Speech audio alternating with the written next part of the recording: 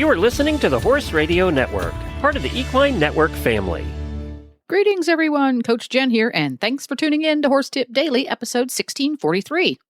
Is feeding your horse during extreme heat different? We find out in today's episode, brought to you by Sentinel Horse Nutrition. And I'm so happy once again to have Kristyn Sturken with me. She is the Equine Product Manager at Sentinel Horse Nutrition. Welcome back to the show, Kristyn. Oh, thanks so much for having me. Happy to be back. Yay! Well, as we record this here podcast, we are smack in the middle of dog days of summer. So I thought it might be interesting to chit-chat a little bit about how our feed choices for our horses can impact how they deal with hot summer weather.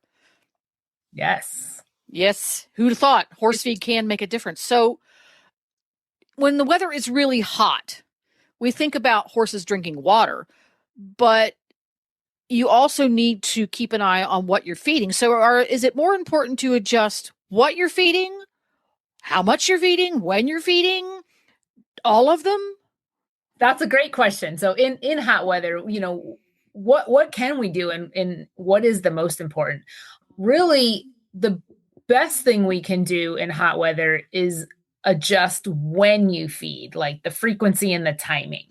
Oh, really? That's not the answer I thought would be first. I'm going to learn something. Light bulb day.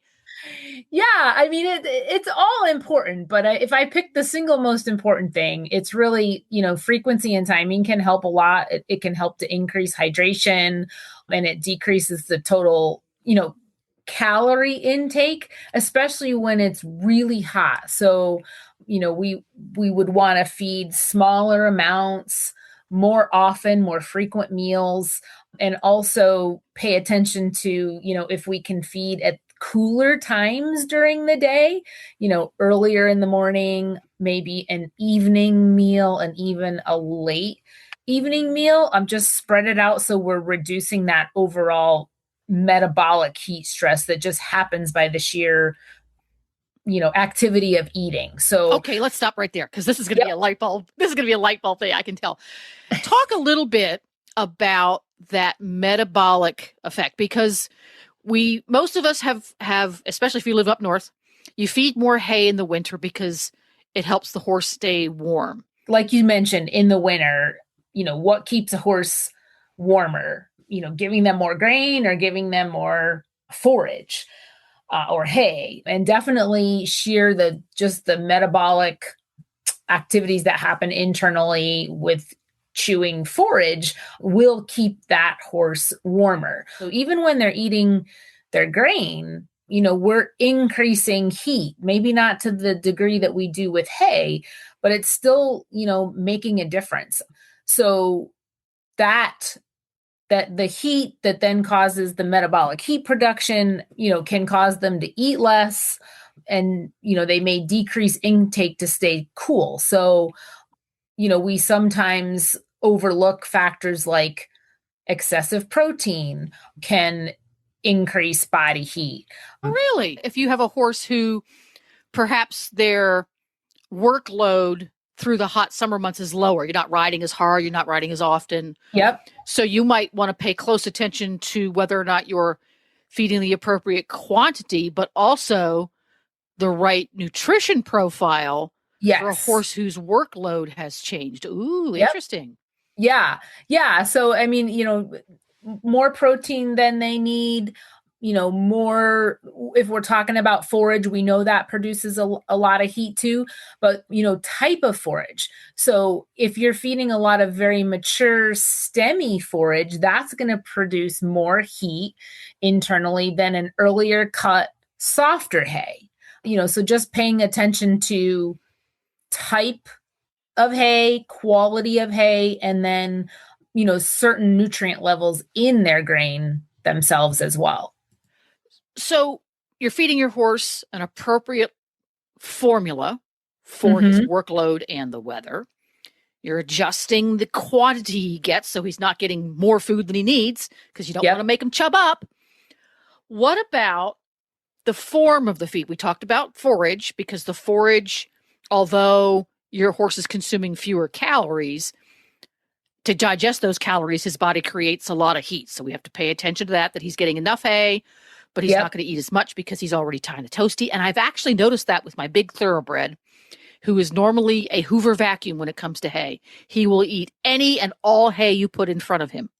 But when the weather gets really, really hot, we're in Florida, it gets really, really hot here, and it stays hot overnight, his consumption of forage will drop easily by 50%. Yep. He just doesn't want to eat. Now, he's happy to eat his concentrates because, hello, they're yummy. But that does make a difference. But if I'm feeding concentrates, but he's not eating as much forage, I have to be careful because the forage is what's keeping those guts happy between his meals. So see, now I know I should be splitting his concentrates into more meals than I normally do. See, I'm learning so many things. What about the form of the feed, the extruded nugget versus a pellet or a whole grain? Does that play into the formula at all? Yeah. So the extruded feed, definitely. Extruded feeds are often associated with higher digestibility. So, how does that become important related to periods of heat? They're easier to digest. They do require less internal heat to process. We kind of say that the cooking process helps to pre-digest a lot of the nutrients in there, especially around protein that's in it and starch. When it gets hot, the digestive system is one of the first areas that can suffer. So with an extruded feed, overall less digestive effort, they get sheer better nutrient utilization out of the products. They improve nutrient absorption in the heat, which helps with gut efficiencies. That starch that's in the product, with the cooking, it helps to get that digested prior to it reaching the hindgut. The extruded feeds really support hydration and electrolyte balance.